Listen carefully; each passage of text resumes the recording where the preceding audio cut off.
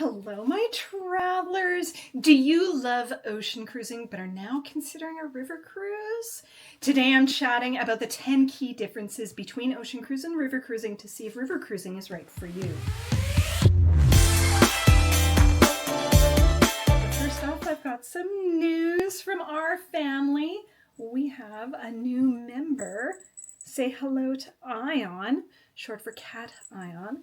My daughter named him, and he is just adorable. But if you hear a little tingling in the background or a little tapping as he's playing with his toys, that would be why. Hopefully he doesn't scratch my toes.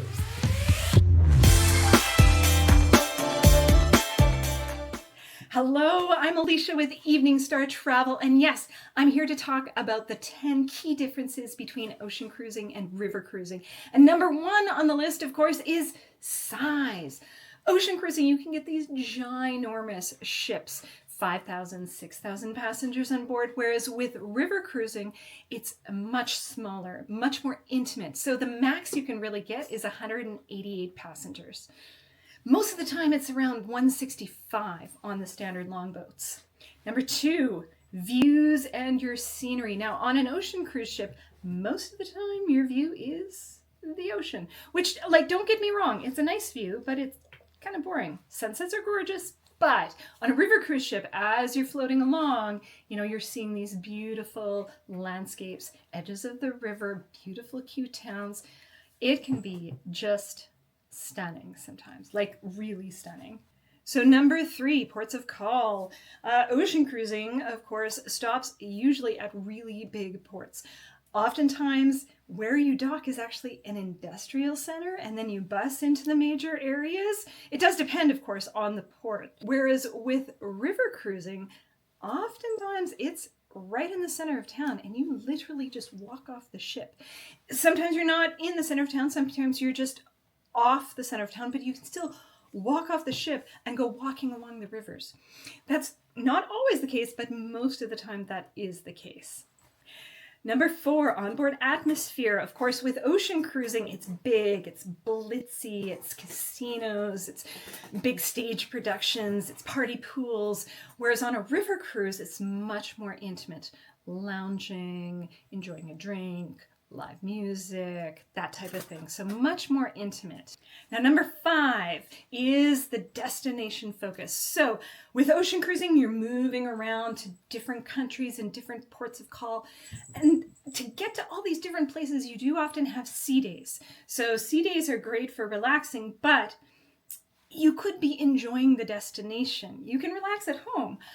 Whereas with river cruising, you are visiting a port every day, and sometimes you even get 2 ports of call in a day. Dining experiences. Did you know that for an ocean cruise, they get all of their food, and I do mean all of their food, at their embarkation point? So that's it. There's no other food that comes on board. Your experience on an ocean cruise is kind of variety. There's lots of variety. There's different locations and experiences to have on an ocean cruise, whereas river cruising, you can often see the chef going to the little markets and getting food to then serve on board. It's much more destination focused on a river cruise. Now, number 7 is entertainment. On a big ocean cruise, you have these big stage productions, nightclubs, different things like that, high energy. Whereas on an ocean cruise, similar to the atmosphere, it's much more low-key. You'll have local performers, sometimes like local musicians coming on board, or you're going to go to a location to listen to some local music. Like in Vienna, you'll go to a concert, an intimate concert performance, things like that. So it's much more smaller scale and intimate. You'll have speakers on board, that type of thing. Now, number 8 is motion sickness. There's a motion on the ocean. Depending on the ocean, chances are there's going to be some movement of the ship.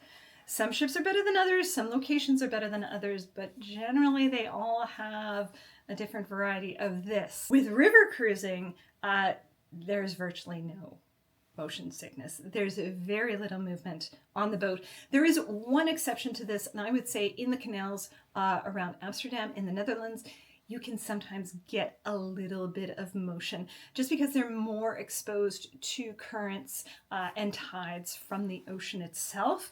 That can cause a little bit of rocking depending on the season and the weather. Now, number 9 is shore excursions. On an ocean cruise, most of the time, you need to pay big bucks to go on their excursions, or take a risk of booking your own and then not, hoping you get back to the ship on time, that type of thing. Whereas with river cruising, generally with all the lines, you get at least one excursion included in the cost of your cruise. There might be others at an additional cost or included depending on your river cruise line, or it's so much easier with a river cruise to go off and explore on your own. Extremely easy to do so. So you've got lots of options there. And finally, number 10, boarding and accessibility. With ocean cruising, there are lineups to get on and off the ship. It is a process. With river cruising, you can literally walk off the ship in under a minute and be on shore and exploring the town. Now, one thing to be said with that is that ocean cruising is ADA compliant. So there's much more accessibility on an ocean cruise ship than there is on a river cruise ship. They're not designed for people in wheelchairs. They are designed for people who still have some mobility. So that's a bit of a difference there. But so easy to get on and off the ship. There's virtually no lineups.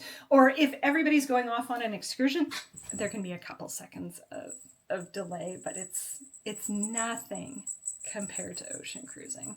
So yes, those are my top 10 differences between ocean cruising and river cruising. Did we cover them all? Did you think of something else? Put a comment below, and then when you are ready to start booking your next river cruise, don't hesitate to reach out. This is Alicia with Evening Star Travel. Happy travels.